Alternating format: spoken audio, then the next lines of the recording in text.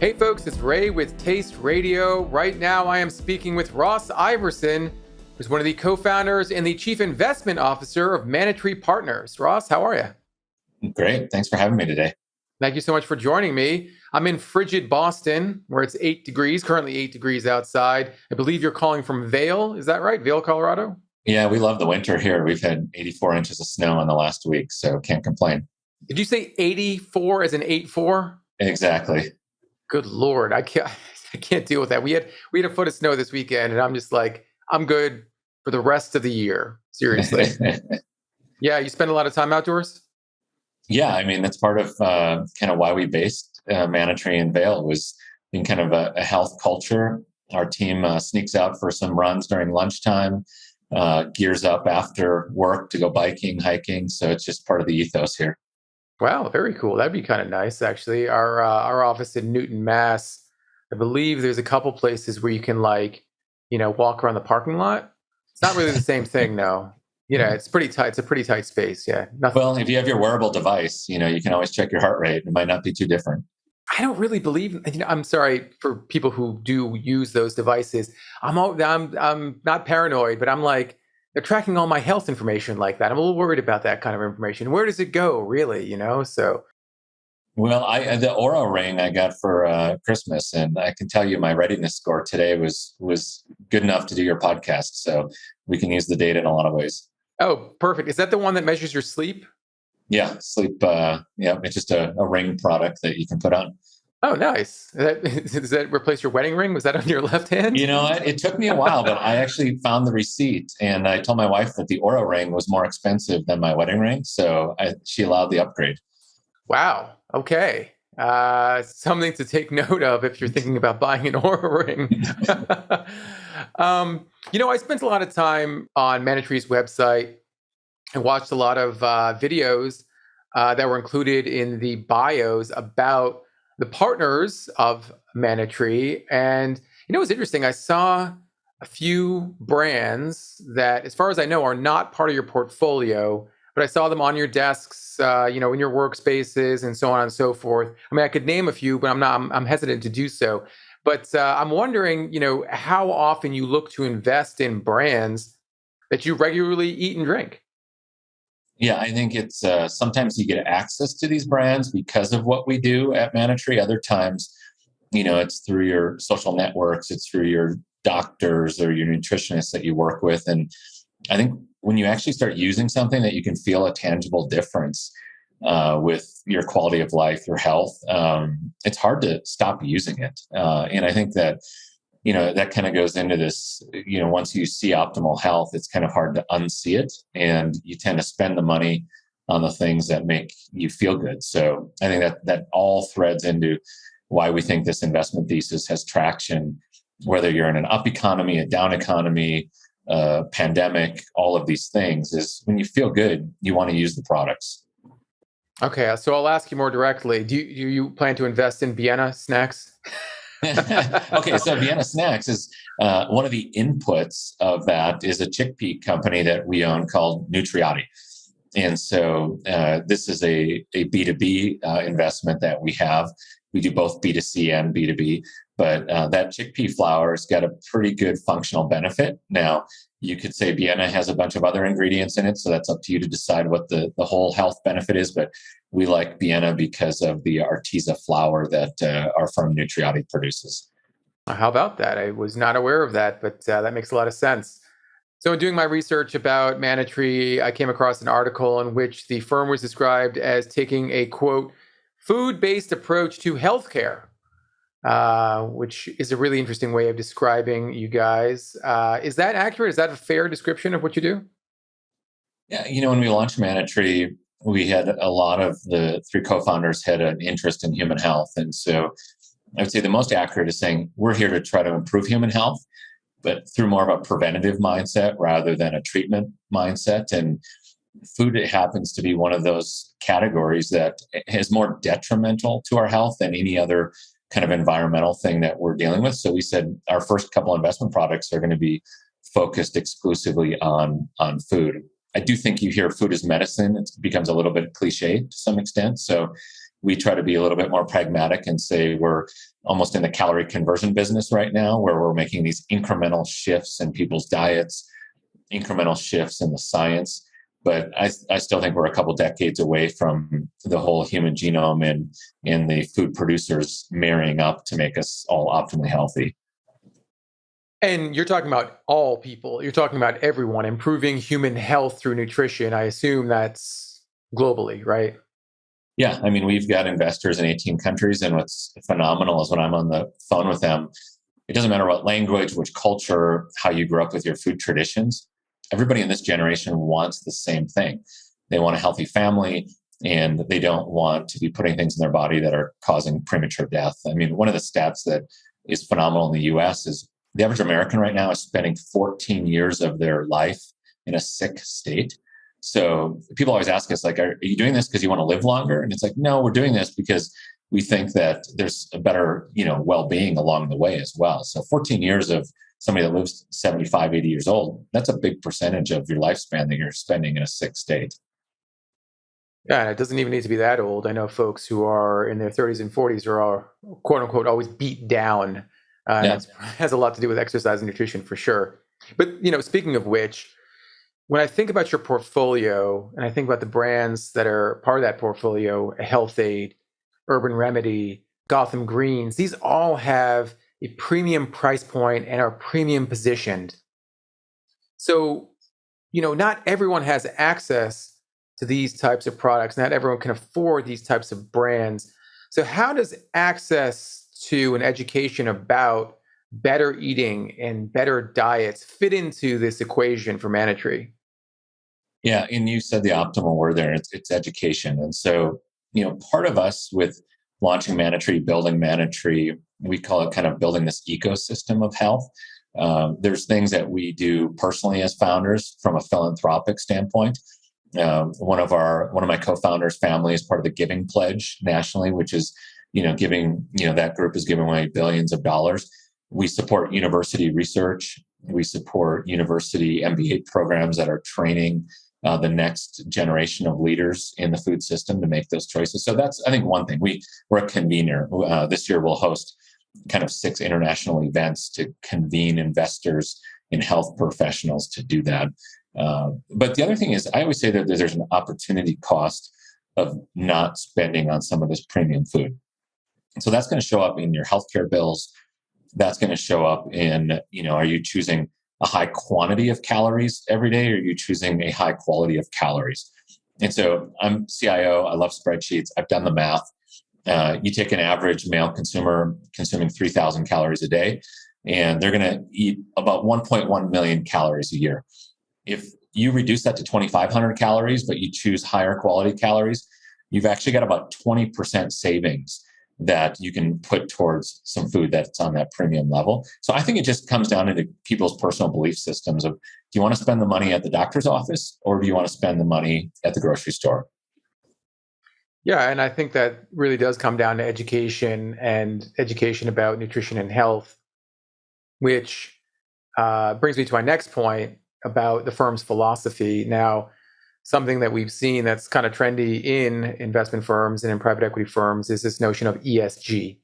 And you guys have added a plus H to that philosophy. Can you explain what ESG means to folks who are not familiar with it? And then is the H component, and whether the H component is unique for Manna Tree among other firms? So you've got the environmental social governance component of traditional ESG, and investors and institutional investors have become really focused on this, seeing that we need to create progress on all of those fronts. And I think all of those are really relevant right now. I think the reason we added the H to the discussion is we were looking at, again, this quality of life, this well-being, and also some of these correlated pieces. So again, go back to, you're in a sick state, you're going to drive to the doctor's office 14 times this year with your family. There's an environmental footprint that you can link to your health. You might prescribe certain medication. What's going into producing that medication? What's the packaging of that, all of those plastic bottles? So we're a big proponent of saying everybody has a health footprint in addition to their environmental footprint. And then you start to look at, we always say we're trying to recapitalize the food system. And we work with big food all the time. So we're not dogmatic against big food. But one of the things that big food has done to kind of the American farming communities is it's centralized a lot of things. Just in the last week, you saw Biden pass a new law around trying to help the beef industry because it's not competitive anymore. It's controlled by 4 players. In our investments, like Vital Farms, you've got a couple hundred family farms that now get to sell eggs into the marketplace. If anybody knows anything about eggs versus beef or chicken, it's a cash crop. You're getting paid every couple of weeks. It makes a big difference. So that really fits on the social side of how do we help kind of the small farmer. Cheetah Technologies is an investment that we've done that is helping small independent restaurants. And so if you look at through COVID, who's been beat up the most through that, a lot of it's these small restaurants, and their product is actually doing that. So as an investor, we always look at it like, how do you give access to consumers, but then how do you empower the people throughout the supply chain to help them with that? So there's all kind of different parts of ESG that Manna Tree focuses on, but the health is something that's kind of unique to our lens. I'm glad you mentioned Vital Farms, because Vital Farms was one of your first investments, and Vital Farms primarily plays in a commodity category, that of eggs. Given your investment strategy and philosophy, I would think this makes a lot of sense, that you're trying to reach as many people as possible. Eggs is a good way to do so. Was that your primary interest in the company? Yeah, and I think the word commodity is interesting in food because I think there's all sorts of places in the supply chain that are commoditized, but we didn't actually look at Vital Farms as a commodity-driven business at all. We looked at Vital Farms as they had this promise of producing honest food for the consumer. And yes, there are a feed input that goes into the chickens that produce the eggs that you could say is a commodity, but all of the steps along the way with training the farmers on how often the chicken should be outside, training the farmers on how to harvest the eggs, bringing it to a central processing plant that had better practices. We saw value added pieces on top of that commoditization. And that's when you get the consumer saying, hey, I'm willing to pay 3 times more for these eggs. But again, I think it comes down to the consumers that are choosing these premium brands or these health forward brands might be consuming less per week of the product, but they're choosing the premium when they do consume. So you might not be consuming 12 eggs every 4 days, but if you're going to consume 1 or 2 eggs a week, you're definitely going to choose Vital Farms as your best brand in the market. I guess it depends on what diet you're following this week, whether it's the keto diet, the paleo diet, or perhaps a vegan diet. That's a question our investors ask us all the time is, how do you make sure you're not investing in trends and with all of these diets coming and going? And it is tricky because one of the challenges we have as a health forward investor in the food space is we navigate misinformation all of the time.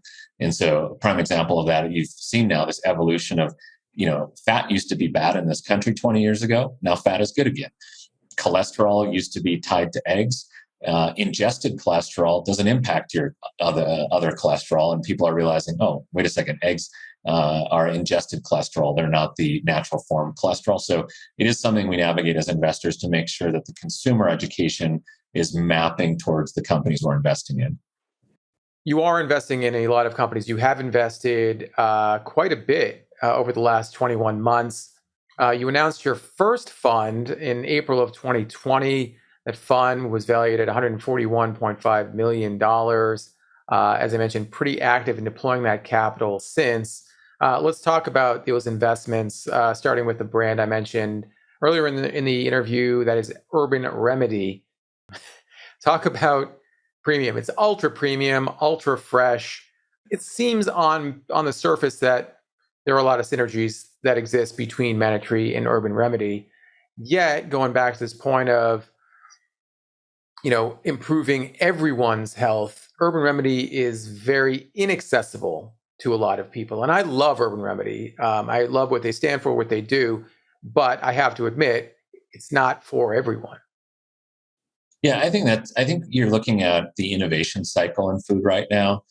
And when you back a company, whether they're doing 25 million, 50 million, 75 million, one of the reasons you're backing them at that stage, and we're growth stage investors, is you're trying to get them to economies of scale, and that will open up accessibility.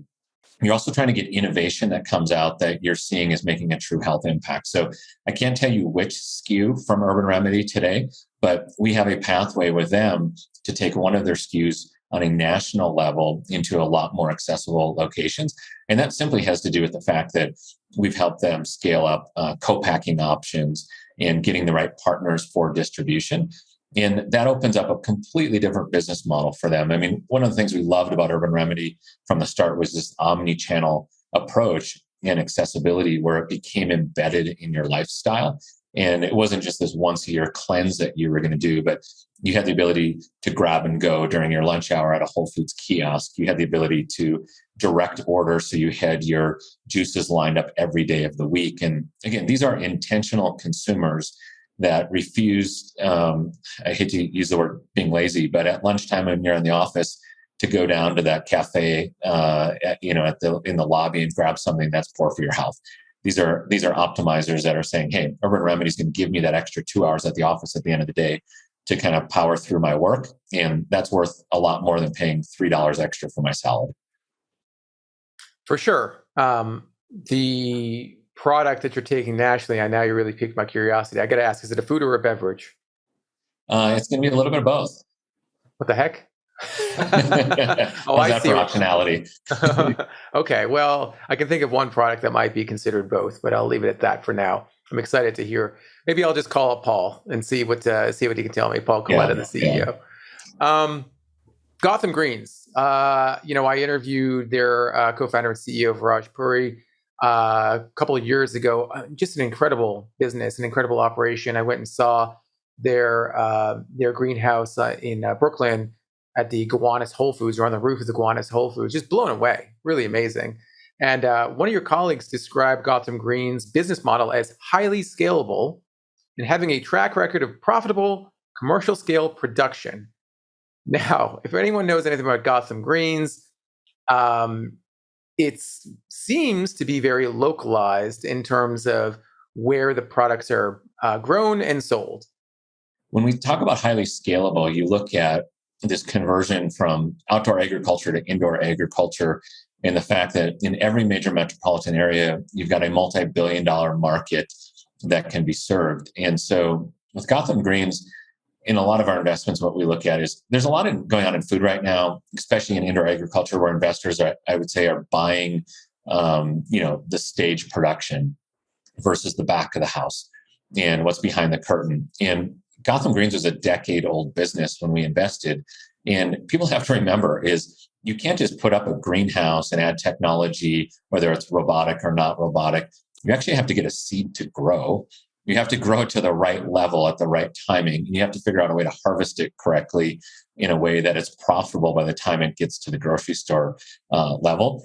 And so Gotham Greens they had figured that out over a period of time. And now they were ready to put that CapEx to work and go from 5 markets to 9 markets. And from 9 markets, now we're working to get into 14 markets.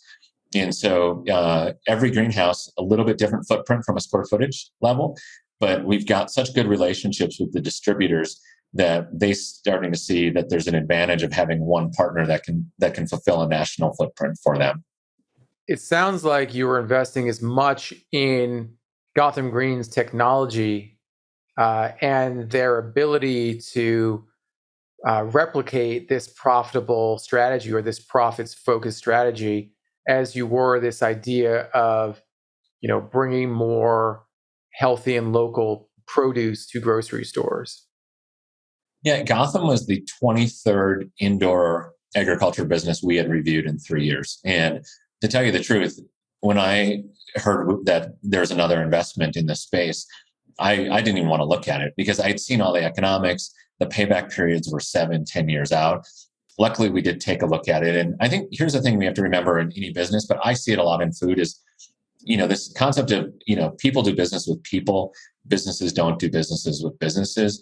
Gotham Greens had built such a strong rapport with their key distributors on the grocery store level that we had a lot of confidence when we did diligence and said, hey, would you continue to buy from Gotham Greens if they moved into these new markets? And it was that relationship that they had built. And you're going to find that across a lot of our portfolio is that these founders are so authentic and so innovative that when they go out and their staff meets the buyers at Whole Foods, there's almost like a kinship that gets formed of saying, we're going to help each other move to scale. So it's relationships more than that technology you're talking about? The technology is the backstop to that. But the acceleration of Gotham Greens from a revenue standpoint, I really feel is based upon their commitment to creating sustainable change in this space, which means why are we shipping lettuce from California to New York for dinner? Why are we shipping from Arizona to Minneapolis and the footprint that creates? Whereas the other thing is shelf stability. I mean, the food waste on Gotham is, if you've ever had it in your refrigerator, I mean, that lettuce can last up to 3 weeks before it browns out. And so you've got this opportunity that it's just, they're upgrading every step of the way from what they're doing on the technology side. Two more things on Gotham Greens. Number one, once again, I have a ton of respect for the company and for the founders. At the same time, you talked about reducing human beings' personal footprints on the environment, personal impact on the environment.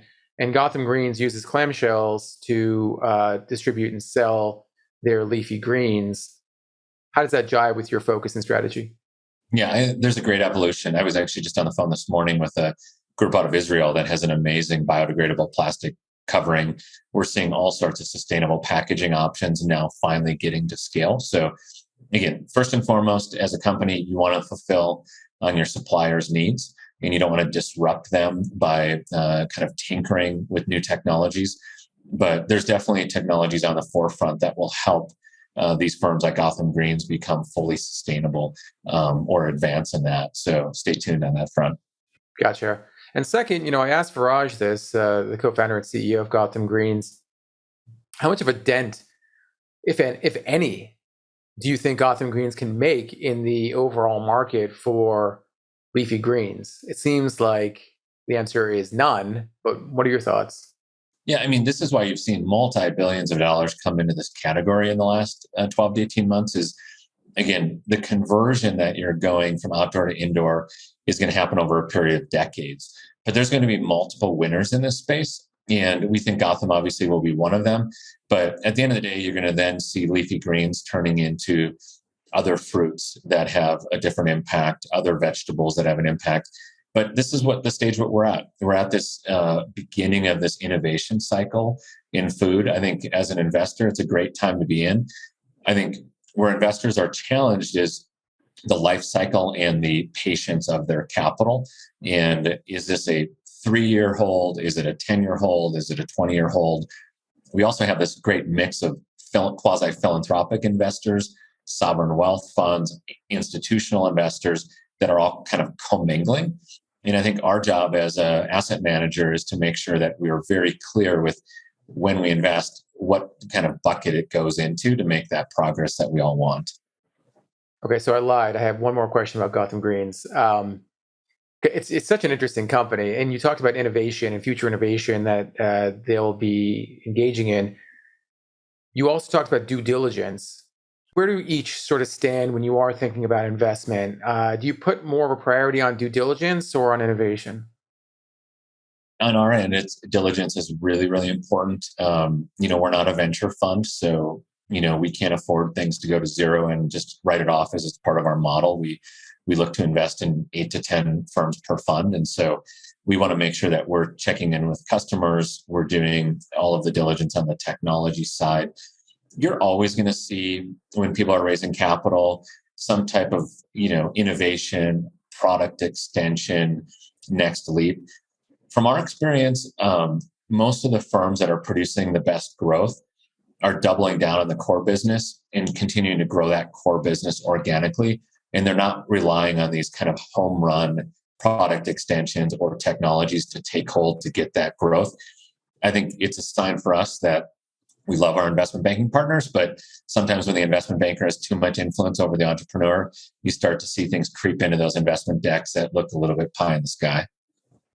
Well, this is a perfect segue because we're going to be talking about another brand in which has a very solid primary focus and primary line, yet is investing heavily in brand extensions, line extensions that can appeal to more mainstream consumers. That brand is Health-Ade.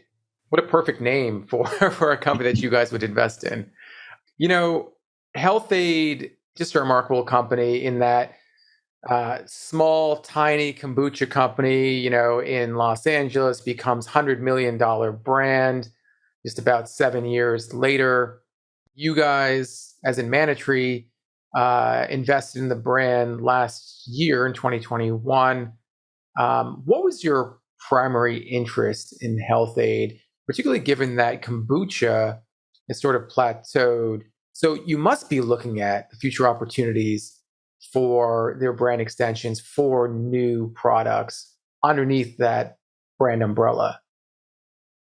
Yes and no. I would say that the reason we got interested originally and had met that team in 2020 was we saw functional beverage.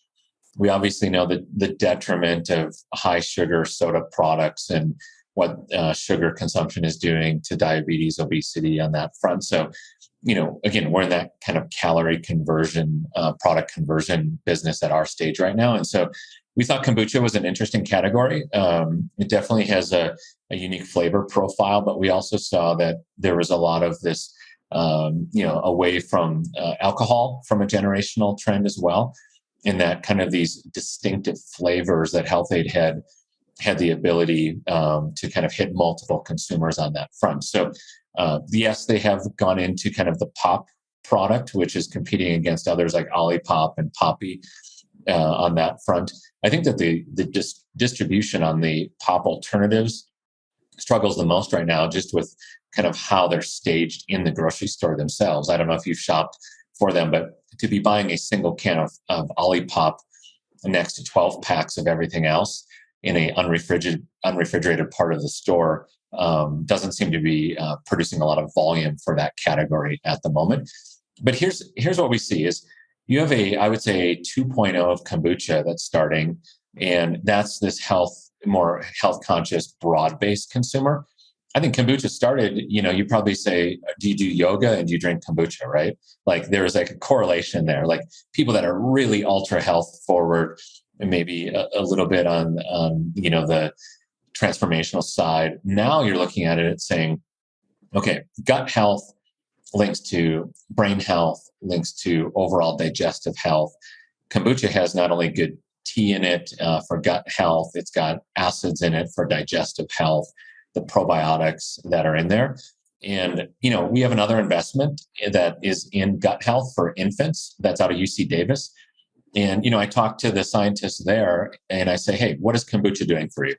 And the thing I hear about kombucha and like anything in gut health is what you're really looking to do is create a chemical reaction in your gut. And it's the kombucha that is creating that chemical reaction. And in order to continue to have that chemical reaction, you need to be consuming this multiple times a week. And so that's when I saw a category of kombucha and the average consumer was only consuming kombucha a couple times a year. I saw a great chance for educating the consumer. If you were to go 4 times a year to 4 times a month, you're going to see that category go up 7-8 times. And right now, the kombucha CAGR internationally is set at 19% on a lot of studies that we've looked at. So that's a pretty good tailwind in the space. Well, I guess the big question is how do you get people to drink kombucha 4 times a month instead of twice a year?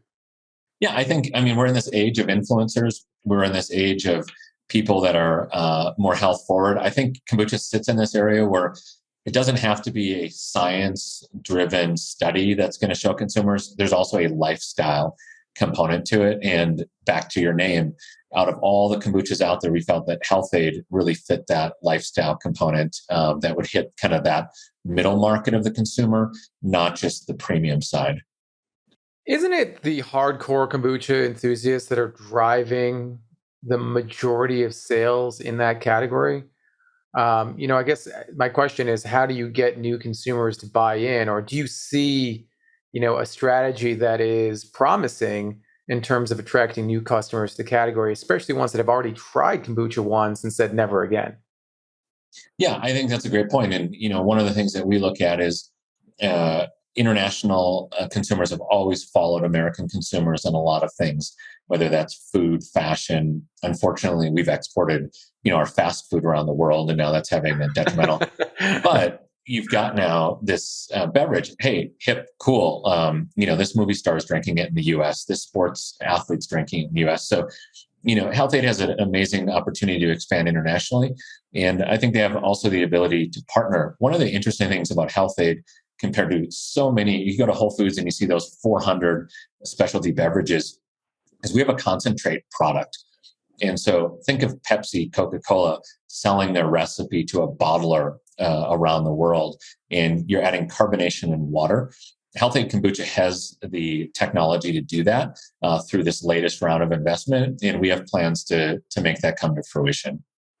Very interesting. I wonder what a guy like GT Dave would say about that, but we'll leave that for another conversation. In investing in Health-Ade, there was also a divestment from the Coca-Cola company last year as well.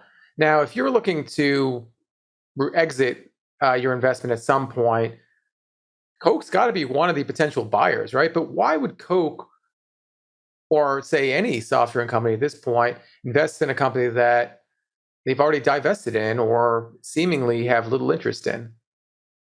Last year was very interesting. If you look across corporate VCs, and I'm not going to name them, but there's prominent ones in food. There's some other prominent small VC consumer food funds, and then you've got Coca-Cola. There was a lot of restructuring going on. I always say that we had a 5-year window where corporate VC activity was almost in this FOMO. We've got to get into a plant-based cheese. We've got to get into this functional beverage. And what happened is that huge portfolio of VC investments at corporate was shaking their head saying, nothing has grown to 100 million yet. What are we doing? We're managing all these assets. And so a lot of these things started to shut down, and they got no more funding and they divested. And it was really just a cleanup cycle. We know that obviously Pepsi has KeVita. We know other large food companies, international beer companies are really looking at this kombucha category. So we think Coca-Cola, there's a great relationship there. We'll continue to track. And because they were an investor in the past, they've got great information of kind of the life cycle of the growth.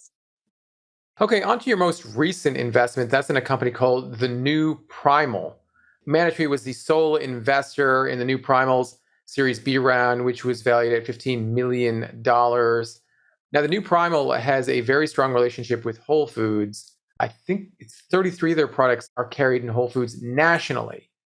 I know earlier you talked about the importance of a great retailer relationship, but was that the crux of your interest in the company? Yeah, that was one of the core benefits that we saw, is that there was a kind of a pull versus push mentality. So many small brands are just pushing to get into Whole Foods and kind of begging for that shelf space.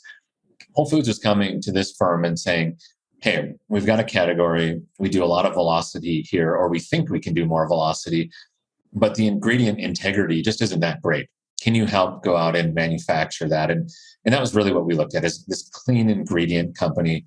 Again, you've got dressings and sauces that used to be loaded up with sugar and gums and all of these products. And, the New Primal said, hey, we're going to build a category around kind of clean ingredients. It's a pretty competitive area, but because of that relationship, they've got good shelf space. And, these things tend to be ones that people kind of attach to a certain brand. And then as those brand extensions happen, again, back to the Vital Farms model, you launch a butter product, a ghee product, egg bites. You don't even question. You probably don't even start looking at the back of the package after you've been buying this for a year, because you just trust the brand. Well, that's an interesting point, because, for years, or at least the last 2-3 years, we've been hearing about how retailers are investing heavily in private label, and how consumers are more interested in and willing to buy private label products. So the point you mentioned earlier about how they're looking for someone to fill these gaps in different categories, well, why wouldn't Whole Foods just do it itself? Yeah, great question. And, if you go into a Target grocery store, it'll kind of slap you across the face if you're a food brand to see the, migration to that. I think these things are cyclical. And I think that certain data will justify certain categories. And when we diligence companies as well, like there's certain categories that we see the migration to the private label. And I think there's a great opportunity for investors. I know that we're also very interested in that co-packing area, because there's just not enough good co-packers out there. And then you can have different channels. that you can do different products for. But I think the new Primal in general has enough outlets that they've got growth in front of them in that category, because again, people are used to buying their salad dressings with a brand, their barbecue sauces with a brand. But it is an evolution. And I think we just have to partner with the right retailers. The new Primal is also a very paleo-centric brand, or at least at its outset, that's what it represented. Going back to this question about trends, were you at all concerned that a brand that has such ties to a particular food trend or lifestyle would be limiting to a mainstream consumer? Yeah, again, I think it depends on the outlet. Some of those, whether it's a diet, a trend, a fad, you actually can build an online audience pretty quickly, and you can connect to people on your e-commerce component really well. So we actually liked that component of it, and there was good data behind there. That becomes less important when you're on the shelf, although it is added to some of their packaging. And you've seen some of their competitors also do really well in that category. Again, we're not judging if it's a good diet or a bad diet, but what we judge is obviously consumer adoption. And in some cases, that really helps. Now, we've talked about Copackers a number of times, or you've talked about Copackers a number of times. Most Copackers aren't built to sell. So I wonder, if investing in a co-manufacturing partner or a co-man would ever be in your purview. Yeah, I think we're in this amazing era in private equity right now. And, we almost coin ourselves more as an asset manager because, private equity has this, it's a fund and there's a life cycle and all of that. But as an asset manager, you're buying assets to obviously produce cash flows, to produce investment opportunity. And, there's a lot more evergreen structures available now. And that's where a co-man would probably fit. And, there's just not a lot of great deals that are producing cash flow in the space. And so when you find one of those, we've got an investor base of really over 220 investors, and have raised over 550 million in the last 3 years at Manna Tree. So we have no problem raising the capital. It's really, we have to find those really good opportunities to bring to those investors. I would guess, given that Manna Tree has been in the news pretty prominently over the last couple of years, that you get a lot of inbound pitches. And there's probably a lot of inbound pitches that are just not the right fit for one reason or another. But I'm wondering if there are brands that you look at that are very promising and have had promising starts that are still in that seed Series A phase. Do you look at those types of companies? How do you evaluate their potential? Yeah, I would say, we see a few hundred of those a year that come through. And, we always like to tell those entrepreneurs, please stay in touch with us. We actually like to get to know those companies early because it's amazing. If an entrepreneur says, I'm going to do this, and then they actually do what they tell you that they're going to do, it's ready for investment. Because so much of this world is people telling you they're going to do things that just never come to fruition. So tracking those Series A investments of what they're projecting at that phase is really important for us. But here's the thing that I would say is I've found that there's a few different benchmarks. And usually an entrepreneur in this space can build a tribe of customers and get to $15 to $20 million with a tribe. And that means they're just hustling. To break over that $20 million, you really need to have some type of product attribute and distribution strength to get into that 50, 60, 70 million. And then to break over 100 million, you're really needing broad-based consumer adoption and either big trend shifts to give you that tailwind. So we're just very pragmatic on helping those entrepreneurs say, get to that next benchmark, but don't try to get to 100 million when you're at 15 million. Just get to the 20. Prove that you can build that tribe, prove that you can execute, and then we'll diligence the next phase. You mentioned sales. What about profitability? I think it really depends on, we always look at the intellectual property behind it. Is there a moat with competitive pressure? Is it a highly competitive space? Is it easily replicable? Look at our plant-based burger section. As much as those early investments made some investors a lot of money along the way, we just felt early that if it actually was something the consumer wanted, there was going to be 100 different plant-based burgers, and here we are. So if there's a technology like our infant microbiome for gut health, and there's patents, there's a different expectation for profitability. If it's a highly competitive space, then we need to see some type of distribution where they've been able to get into a Costco and hold that relationship with good margins. And they're going to have to be at that EBITDA positive at that point in time, because it's really hard to grow your way out of an unprofitable business in the food sector. What about mission? Because I can think of a dozen companies right off the top of my head that have a mission that's very much aligned with your philosophy. Is mission a critical point for you guys, or is it, again, that's just sort of table stakes at this point? I would say it's a little bit of both, but here's what I would say is it doesn't matter what industry you're looking at right now. Mission is attached to I think it's a generational, push. And I think that's a really good thing. But so many of these missions, people feel like have to transform the entire planet. I'm an entrepreneur and my business is going to save the planet. I would much rather work with an entrepreneur that is super pragmatic. And again, Vital Farms did this. We've got another investment we're looking at to say, hey, you know what? I'm going to work with 40 dairy farmers in Indiana, and we're going to build a really cool, authentic supply chain. And that feels really good to me. So again, it's giving a clear picture of some incremental progress rather than saying, I'm going to get rid of all non-regenerative cows on the planet because we have to do that, or, the planet's going to explode in a year. So I think what we want to do is we want to back those entrepreneurs that have a very clear mission and a very achievable mission. And what that does is it trickles down to the employees that they can recruit to say, hey, I want to get on board with this, but it's not over-promising. I talked to an investor last year who runs a VC firm, and she said that most of her time during the day is spent talking to entrepreneurs, hearing pitches. How much of your day and how much of your week, perhaps, do you spend talking to early stage entrepreneurs, and how do they get that first meeting with you? Yeah, so we don't have a huge team, but we do have a team of 16, and as a CIO, I typically am not seeing 80% of our deals until they get to investment committee. But as kind of an entrepreneur at heart and kind of just being curious, I take random meetings all the time with people because, you just never know. Even yesterday, I took a meeting with a brain health business in order to figure out if this wearable device could prove out gut health and how after you drink or eat something, it affects your brain waves. That's not something I would invest with in this fund. But you've got to be able to, again, the overplayed quote of where the puck is going, you got to have these little connectivity points of where you think the consumer adoption, especially on the health side, because this is going to move really, really rapidly on that. We have the luxury in Vail of getting a lot of our investors, but also a lot of people that just come to Colorado to ski.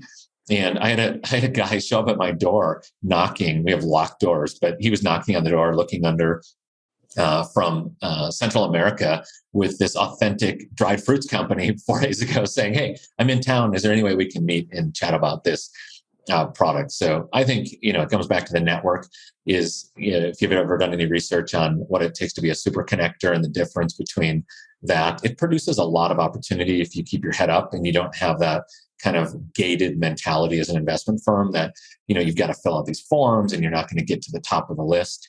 But that might be because we're only in year 4 at Manna Tree, and we're still very opportunistic. Last thing, Ross. I was just thinking about all the brands in your portfolio, or at least the consumer brands in your portfolio, and I was thinking, okay, you have eggs, you have lettuce, you have sauces and marinades. You have fizzy drinks called Health-Ade fizzy drink. These are all relatively easy concepts for a consumer to understand. A lot of the products that we're seeing come to market do have a bit more complexity in terms of what they offer on a functional level, which makes me wonder, how complex, or do you avoid ideas that are too complex, too functional, too esoteric for the average mainstream consumer? I love that question. And so if you think about this philosophy of kind of begin with the end in mind of saying, okay, if we want to recapitalize the food system or be an accelerant, I mean, Manna Tree is going to do its small part, but this industry needs hundreds of billions of dollars of new capital to back these new businesses. we have to attract the capital. In order to attract the capital, you need to provide investment returns. In order to provide investment returns, you can't be swinging for the fences in this innovation cycle. I mean, I fully believe in a lot of the huge innovation that's coming out, but in my time horizon, it's not investable to get an exit under 7 to 10 years. And we also don't know the initial adoption cycle of that. I mean, we've looked at the seafood category quite a bit, and there's pros and cons between wild seafood and farmed seafood, and now lab-grown seafood, but it's early days. And so I would rather sit on the sideline and let the venture capital kind of weed their way through that, and then build the relationship with those entrepreneurs that in 5 to 10 years, when it's ready to take something global, we can do that. By that point, I think the consumer is also going to be more educated. And I think that's a big part of this next decade is consumer education around this is, the first movement of healthy food and beverage. It was a lot of lifestyle driven, a lot of misinformation. But even in the last 3 or 4 years, you're seeing a lot of, go on social media, look at people's comments towards big food when they launch a product. People just don't buy into it. They don't believe because of the transparency issues. Well, this has been such an amazing conversation, Ross. I really appreciate you taking the time. And I have a feeling that a lot of folks are going to be heading to the Manna Tree website, filling out that inbound communication form. Perhaps some will come and knock on your window or door, and hopefully not too many. But if they do, it's just a sign that they're really interested in what you're doing and see a lot of promise in your firm, as do I. So once again, thanks so much for taking the time to speak today. I really appreciate it. Yeah, thanks for having me. And hopefully you'll use this knowledge and get on an investment committee in our space in the near future, because great questions today. I really appreciate you saying that. Thanks so much.